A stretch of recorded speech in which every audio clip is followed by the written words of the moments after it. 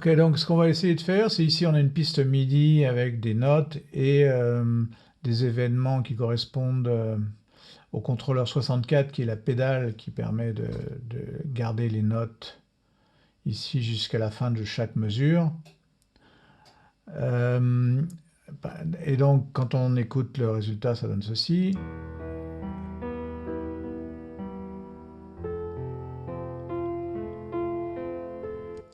Donc on voit bien que certaines notes soient très courtes, elles durent jusqu'à la fin de chaque mesure grâce au fait que la pédale ici a été enfoncée jusqu'à la fin de la mesure, et puis elle est relâchée, puis elle est à nouveau enfoncée, etc.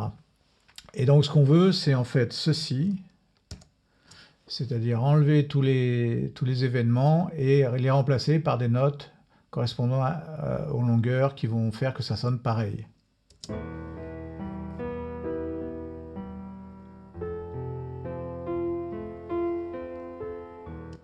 Voilà. Donc comment est-ce qu'on fait ça? Alors je vais revenir voilà, tel qu'on était. Bah, en fait, il va falloir qu'on fasse pas mal de choses. Il y a une commande qui permet en théorie de faire ça mais, dans Cubase, mais elle ne fonctionne pas bien. En tout cas, il faut prendre tout un tas de précautions et donc c'est ce qu'on va faire ici. Mais on va essayer d'automatiser ça. Pour l'automatiser, on va créer une macro. Donc on va aller dans le menu d'édition de Cubase et on va pas sélectionner macro, on va sélectionner les key commands, c'est-à-dire les commandes clavier.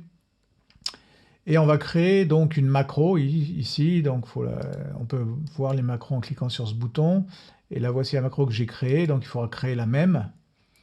Et l'idée donc c'est de premièrement sélectionner tous les événements de la piste, hein, donc toutes les notes et les événements de contrôle de la pédale. Ensuite on va utiliser 3 ou 4 commandes qu'on va créer avec ce qu'on appelle l'éditeur logique MIDI, donc MIDI Logical Editor. Je ne sais pas trop à quoi ça correspond en français. Puis ensuite, on va enfin pouvoir appliquer cette commande-là, qui est une commande Cubase, qui transforme donc les événements du contrôleur 64, qui est le contrôleur de pédale, et qui va convertir ça en rallongeant les notes comme il faut. Puis ensuite, on va éliminer les notes qui se chevauchent, enfin en tout cas, on va éliminer leur chevauchement.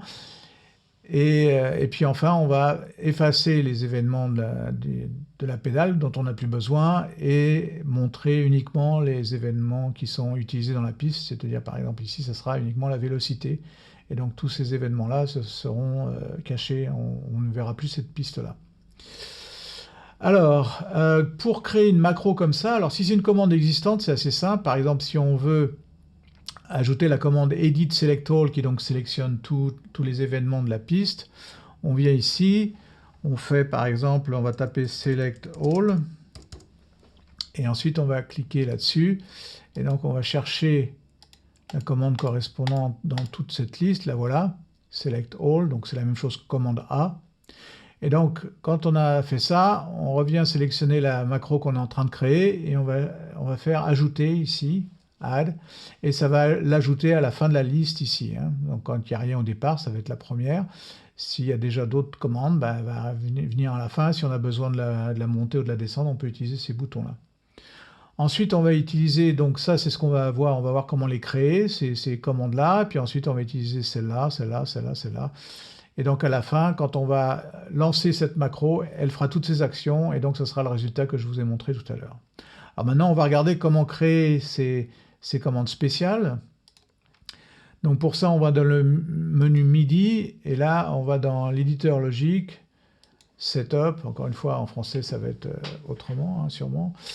Et là, alors la première qu'on va faire, c'est ce qui permet de transformer tous les événements de la pédale qui ont une valeur entre 0 et 63, c'est-à-dire en fait tous ces événements-là qui sont en dessous d'une certaine valeur ici, on va tous les mettre à 0, et inversement, tous ceux qui sont au-dessus, on les mettra avec une autre commande à 127. Donc on n'aura plus que des on et des off, on n'aura plus que des 127 et que des 0, et après on n'en gardera plus qu'un puisqu'on éliminera toutes les valeurs redondantes.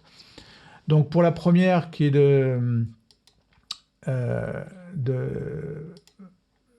de créer donc une commande qui va prendre tous les événements avec des valeurs de 0 à 63 et les mettre à 0.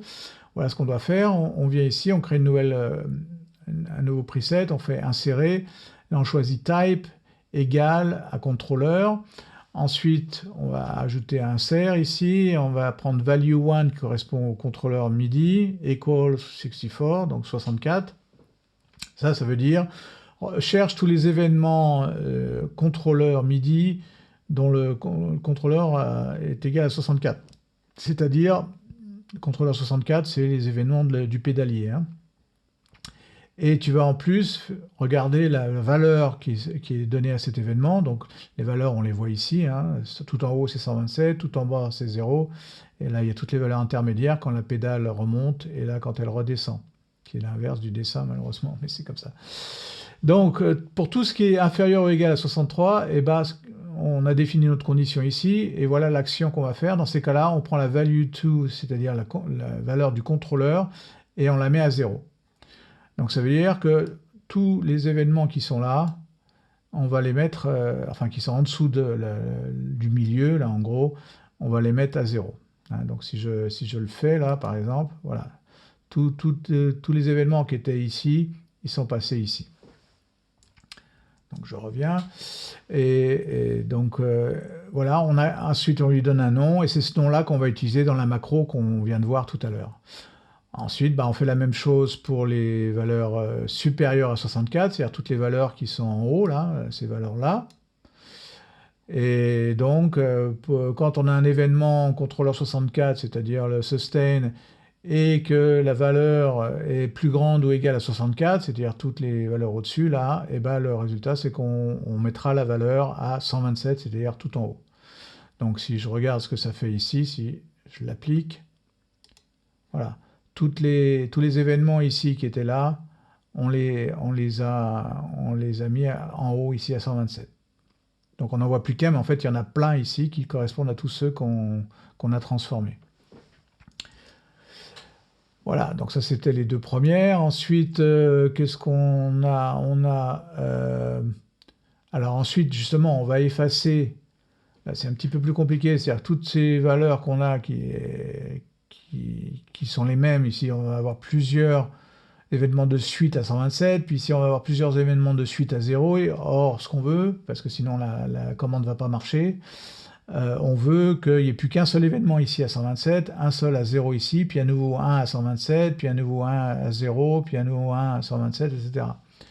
Et donc pour ça, on crée cette commande-là, donc ça qui dit, si l'événement c'est un contrôleur 64 avec une valeur à 0, et que l'événement précédent est aussi un contrôleur 64 avec une valeur à 0, ou si l'événement précédent c'était un contrôleur 64 à 127 et que l'événement précédent c'était un contrôleur 64 avec une valeur à 127, alors on efface cet événement-là. Et donc l'effet, ça va donc être d'enlever tous les événements redondants.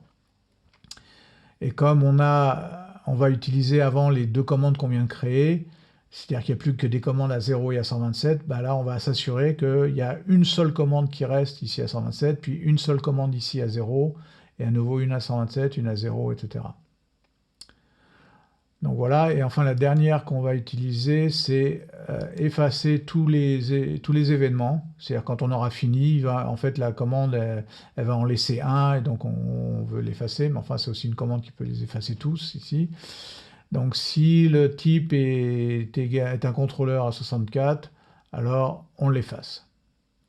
Voilà, donc c'est comme ça qu'on va créer tous ces événements et qu'ensuite on va pouvoir les utiliser dans la macro qu'on a vue, et les installer donc ici en allant les chercher dans la liste, ici en tapant les valeurs pour les rechercher plus facilement. Et on les met bien dans cet ordre-là, et après on n'aura plus qu'à assigner un raccourci si on veut. Si on ne veut pas utiliser un raccourci, après on pourra aller dans le menu Edit et on retrouvera la macro ici. Où est-ce qu'elle est? Voilà, je l'ai appelé Replace Pedal with Not Length, mais on peut lui donner le nom qu'on veut évidemment. Et moi, je lui ai assigné un raccourci. Il faut bien s'assurer ici que ça correspond bien au nom de la macro telle qu'on l'a définie ici, hein, à cet endroit-là. Voilà, et une fois que tout ça est fait, encore une fois, on n'a plus qu'à sélectionner là. Là, je tape mon raccourci CTRL, non, sorry, Alt, commande P, et bim, voilà, ça fait tout ce que je voulais que ça fasse, et le résultat est bien ce que je voulais.